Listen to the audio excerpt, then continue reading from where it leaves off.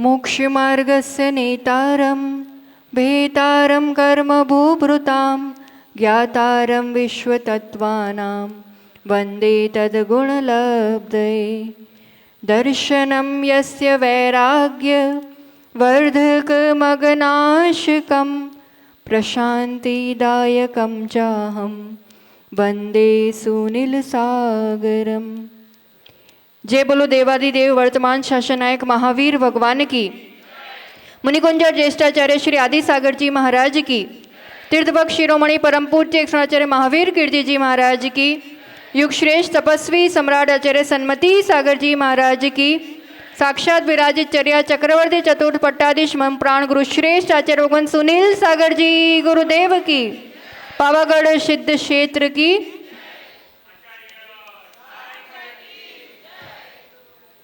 मुनिराज नगर में विराजे हुए हैं और प्रातःकाल श्रावक श्राविकाएं जिनालय दर्शन करने के लिए जा रहे हैं और जिनालय में दर्शन करते हुए प्रवेश करते ही उनको एक अद्भुत दृश्य दिखाई देता है कि मुनिराज केशलोचन कर रहे हैं। सभी के पांव वहीं ठहर जाते हैं और मुनिराज का केशलोचन देखते हैं। उस वैराग्यमय दृश्य को देख करके अपने वैराग्य को दृढ़ कर रहे हैं। केशलोचन बहुत अच्छे से संपन्न होता है और केशलोच होने के बाद भीषण गर्मी और स्वाभाविक रूप से श्रावक को लगता है कि अब उपवास भी होगा महाराज जी का, उनके लिए कुछ साता पहुंचाई जाए। तो एक श्रावक कहता है मैं घी ला करके, केशलोच हुआ है तो सिर पे घी ला करके लगा देता हूँ। आसपास ढूंढा, मंदिर था, मंदिर में पर उनको वैसे घी मिला नहीं। एक अम्मा ने बोला शुद्ध घी है मेरे घर पे, मेरे घर से शुद्ध घी लेकर के आओ। तो एक छोटा सा कलश लिया और वो उनके घर की तरफ बढ़ने लगे। घर की तरफ बढ़ना क्या था, वो जस्ट मंदिर के गेट के पास पहुंचे हैं, उस दरवाजे को आगे उलांगा भी नहीं है और देखा कि वो खाली कलश शुद्ध घी से लबालब भर गया है। ये प्रसंग और कहीं का नहीं, जिस धरा से अभी श्रावकगण पधारे हैं उस राणापुर नगरी का प्रसंग है और वो मुनिराज और कोई नहीं, इस अंकलिकर परंपरा के द्वितीय पट्टाधीश तीर्थभक्त शिरोमणि 18 भाषाओं के ज्ञानी परम पूज्य आचार्य भगवान महावीर कीर्ति जी महाराज जी का ये प्रसंग है कि जिनका अतिशय ऐसा कि देवी देवता भी जिनके आकर के ऐसी वंदना किया करते थे, सेवा वैयावृत्ति किया करते थे। ये महिमाशाली परंपरा है जहाँ साधना और तपस्या ही एकमात्र लक्ष्य है और उस साधना और तपस्या को देख करके श्रावक श्राविकाएं तो क्या, जैन अजैन तो क्या, स्वर्ग के देवी देवता भी आकर के नमस्कार करते हैं, सेवा करते हैं। अनेक प्रसंग है ऐसे तपस्वी सम्राट को जिन्होंने भी देखा है। देवी देवता आकर के आरती उतारते थे, उनकी सेवा करते थे और वो सब प्रसंग जो हम आचार्य महावीर कीर्ति जी महाराज जी के, तपस्वी सम्राट आचार्य सन्मति सागर जी महाराज जी के सुनते हैं, ऐसे ही प्रसंग अब हमें जिन्होंने उन दोनों महान आचार्यों के तो दर्शन नहीं किए पर आज इस काल में भी साक्षात वो अतिशय, वो साधना, वो तपस्या आचार्य भगवान सुनील सागर जी के रूप में जो इस आचार्य महावीर कीर्ति जी के महिमाशाली सिंहासन पर विराजे हैं। आचार्य महावीर कीर्ति आए उसके बाद ये सिंहासन शायद मध्य प्रदेश तपस्वी सम्राट के साथ पहुंचा पर आचार्य भगवान सुनील सागर जी के साथ ये सिंहासन मध्य प्रदेश की धरा को नहीं छुआ है और अब सभी लालायित है कि उस मध्य प्रदेश की धरा जहां गुजरात बॉर्डर से राणापुर से शुरुआत होती है, बस गुजरात बॉर्डर पार करो कि मध्य प्रदेश में राणापुर आता है, तो वहां की धरा वालों का गंदवानी से आए हैं जिन्होंने तपस्वी सम्राट गुरुदेव का खूब सानिध्य पाया है।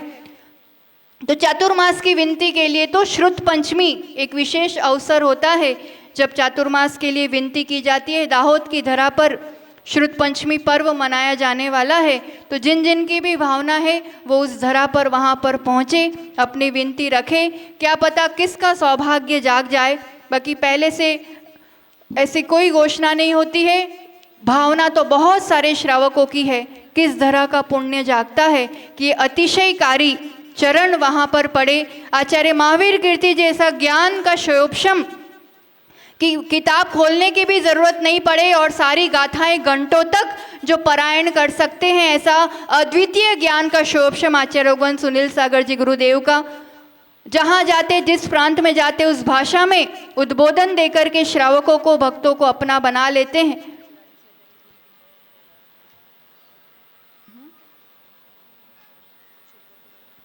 आचार्य महावीर कीर्ति जी महाराज जी से ये सभागृह भी सुशोभित हुआ है। यहाँ का, यहाँ चातुर्मास हुआ था आचार्य भगवान का। और जैसे तीर्थभक्त शिरोमणि गुरुवर को तीर्थों पर रहना पसंद था, और इस बार का तो आप प्रवास काल देखेंगे चातुर्मास के बाद का, तो लगभग तीर्थों पर ही आचार्य भगवान का प्रवास काल रहा है। ऐसे आचार्य भी धन्य धन्य है जो इस कलिकाल में प्रभावना का एक जो लगन या भूत छोड़ करके साधना शैली तीर्थों पर साधना करते हैं। और धन्य है ऐसे श्रावक भी जो उस जंगल में चौका लगा करके मंगल करते हैं। और इतने विशाल संघ का भी कोई विकल्प नहीं रहता है आचार्य भगवान को कि इतने विशाल संघ की आहारचर्या की व्यवस्था कैसे होगी। तो ऐसे भक्त भी, ऐसे श्रावक भी धन्य हैं, ऐसे गुरु भी धन्य हैं जिनके चरण शरण में बिना बुलाए सबको आने का भी, उसमें से मिंडा परिवार, रजावत परिवार, पारसोला से, खमेरा से नतमल जी का परिवार, तो सभी यहाँ उपस्थित है। और ऐसे अनन्य गुरु भक्त सभी सेवा में लगे हुए हैं। बड़ौदा वाले तो लगे ही हुए हैं, लगा, उनको तो चातुर्मास जैसा लाभ मिल चुका है कि लगभग, इसलिए चातुर्मास के लिए विनती नहीं कर रहे ऐसा कि इससे लाभ तो मिल ही चुका है, पर फिर भी अच्छी सेवा की है सभी ने। अशोक जी ने ऐसा कुछ मन बनाया तो आचार्य भगवान को संग सहित यहाँ इतने सारे दिन साधना करने का एक निमित्त मिल गया। तो उन सभी परिवारों के लिए आचार्य भगवान का खूब मंगलमय आशीर्वाद है ही। बस अब आगे दाहोद की तरफ आचार्य प्रसन्न सागर जी और इस अंकलिकर परंपरा के महान आचार्य भगवान सुनील सागर जी का वो अद्भुत वात्सल्य मिलन का दृश्य देखने के लिए आप सभी अवश्य पधारें। और आगे फिर चतुर्मास की घोषणा के साथ जिस दिशा में भी गुरुवर के कदम बढ़े, आप आहार विहार में जुड़ करके सानिध्य पा करके अधिक से अधिक धर्म लाभ लेवे, उसी मंगल भावना के साथ। इंदौर वालों का तो विशेष आग्रह चल ही रहा है, वो तो काफ़ी बार आ चुके और श्रुत पंचमी को ये रहस्य उद्घाटित होगा कि कहाँ किस ओर कदम बढ़ रहे हैं। इसलिए तो गंदवानी वाले, राणापुर वाले पधारे, उनको अंदाज आ चुका है कहीं ना कहीं कि आचार्य भगवान के कदम उस तरफ बढ़ रहे हैं।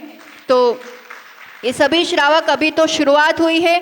उस जिस मध्य प्रदेश में आचार्य भगवान का जन्म हुआ है, अभी तो वहाँ महती प्रभावना के शिखर चुमना है, अभी तो जस्ट प्रवेश होना है। तो यही मंगल प्रार्थना इस सिद्ध क्षेत्र पर और पूर्वाचार्यों के चरणों में कि संकलिकर परंपरा और जिन शासन की महती प्रभावना आचार्य भगवान गुरु सुनील सागर जी गुरुदेव के माध्यम से मध्य प्रदेश क्या, देश भर क्या, विश्व भर में हो। और तीर्थों को लेकर के जो उनकी प्रशस्त भावना होती है, तो ऐसे तीर्थों का भी संरक्षण हो, संवर्धन हो, आचार्य भगवान का नित्य साधना आराधना प्रभावना नित्य वर्धमान हो, इसी मंगल भावना के साथ जय बोलो आचार्य भगवान सुनील सागर जी गुरुदेव की।